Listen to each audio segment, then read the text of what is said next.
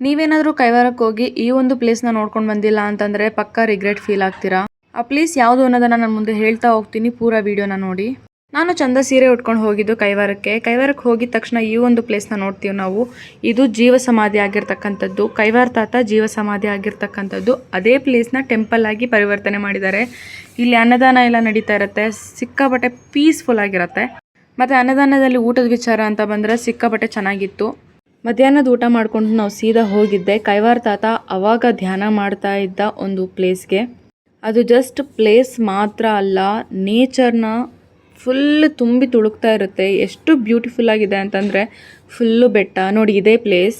ನೋಡಿ ಇಲ್ಲಿ ಮೆಟ್ಲು ಹತ್ತಾ ಇದ್ದಂಗೆ ಒಳ್ಳೆ ಇತಿಹಾಸಕಾರರ ಮೂರ್ತಿಗಳನ್ನೆಲ್ಲ ಕಟ್ಟಿಸಿದ್ದಾರೆ.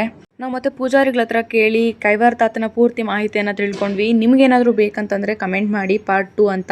ಆಮೇಲೆ ಕೆಲವೊಂದಷ್ಟು ಜನ ಕೈವಾರ ತಾತನ ಜೀವ ಸಮಾಧಿ ಆಗಿದ್ರು, ಆತನ ಉಸಿರು ಇನ್ನೂ ಕೇಳಿಸತ್ತೆ ಅಂತ ಹೇಳ್ತಾ ಇರ್ತಾರೆ.